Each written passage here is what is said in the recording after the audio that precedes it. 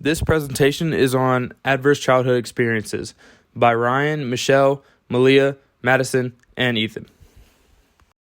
While juveniles have a choice to not commit a crime, the juvenile correctional system plays a major role in juveniles with adverse childhood experiences. Creating a connection with juveniles creates a balance of goals and positive environment. Trauma-informed training helps juveniles lower recidivism in the juvenile system by lessening symptoms of PTSD, depression, and anxiety. This informed correctional care allows juveniles to feel understood, safer, and more able to control negative behaviors. Using this training in detention facilities will help reduce juveniles with adverse childhood experiences as well as lead them to a more productive, enjoyable life. While juveniles have a choice to not commit a crime, the juvenile correctional system plays a major role in juveniles with adverse childhood experiences. What is ACEs? Adverse childhood experiences, or ACEs, are potentially traumatic events that occur in childhood. Juvenile justice-involved youth have a higher rate of experiencing multiple traumatic childhood experiences compared to the youth in the general population. These experiences usually include emotional, physical, or sexual abuse, experiencing violent treatment towards another individual, emotional neglect, physical neglect, household mental illnesses, household substance abuse, parental separation or divorce, and having an incarcerated household member. How can it be prevented? Unfortunately, ACEs can't be prevented in every juvenile because there's too many factors at play that can't all be controlled. Some of these factors are environmental, religious, cultural, biosocial, and economical. By working together, we can take certain steps to prevent ACEs. Some of these steps are creating and maintaining a safe and stable environment and relationships, recognizing challenges families face, offering support to communities to reduce stress and provide programs that can help communities relieve stress or work through their troubling times. Creating a connection with juveniles creates a balance of goals and a positive environment. The ability to socialize and connect with juveniles is crucial for a positive personal development. Social connection can lower anxiety and depression, help regulate our emotions, and lead to higher self-esteem and empathy. Social, emotional, economic, and the physical environment influences the development of a juvenile. The space and location that the child grows up in affects their health, learning abilities, and behavior. Connecting with these juveniles in treatment centers will help them learn how to live with the trauma they have endured. They will be able to talk about the trauma and learn how to use it in a positive way, such as a motivator, rather than letting it hold them back. Trauma-informed training helps juveniles lower recidivism rates in the juvenile system by lessening symptoms of PTSD, depression, and anxiety, and also minimizing the effects of other mental health issues that these individuals may be struggling with. Trauma-informed training has the capability to be an effective way to provide foundational information about trauma and its impact on juveniles and their families. Through the use of trauma-informed training, juveniles that have suffered from instances of trauma throughout their lives can work through their trauma instead of how they usually would suppress it. Trauma-informed training helps juveniles heal from traumatic events they may have suffered from in the past, which can include anything from gang violence, physical abuse, neglect, and pretty much any other situation or event that could cause trauma in an individual's life. The goal of trauma-informed training is to help individuals develop an understanding of the trauma they have suffered from in the past and ultimately heal from these experiences, which in turn will minimize the effects of these traumatic experiences, which can include PTSD, depression, anxiety, as I stated previously. How does the informed correctional care allow juveniles to feel safe, understood, and more able to control negative behaviors? This system it's shown to increase attendance in programs that would normally have very low attendance.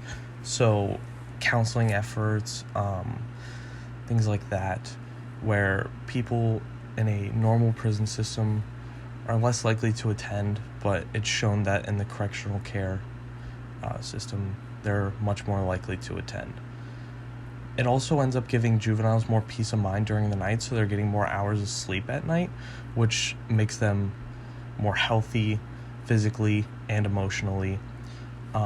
there's also shown to be an overall decrease in inmate violence, which creates an overall safer environment, which shows that inmates will, go to more of the meetings, like I said before, and overall put in more effort in what they're supposed to be doing and get much more out of it.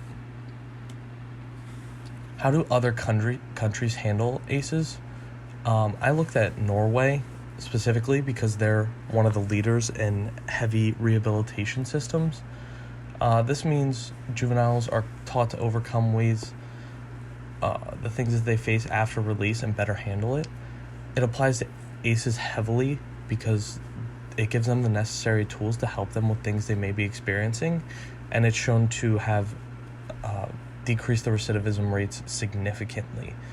And in the image, it's one of the centers for juveniles in Norway, and as you can see, there's a TV, there's a foosball table, a lot of them have a ping pong table. It's almost like dorm style living, and so individuals are not made to feel like they are the lowest people on earth. They're still human beings. Using trauma-informed training in detention facilities will help reduce recidivism rates of juveniles with adverse childhood experiences and lead them to a more productive and enjoyable life. Studies have shown staff training using a train-the-trainer approach plus skills groups for youth co-facilitated by direct care staff. A study from the Journal of Interpersonal Violence is comprised of a greater number of youth with JO classifications. JO is typically associated with larger stays in detention. 190 of 1,197 eligible youth, approximately 16%, completed the program.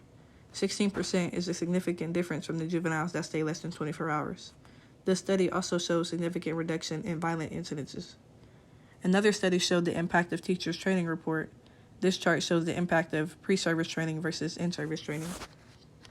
Studies on adverse childhood experiences, also known as ACEs, serve as the basis for this study.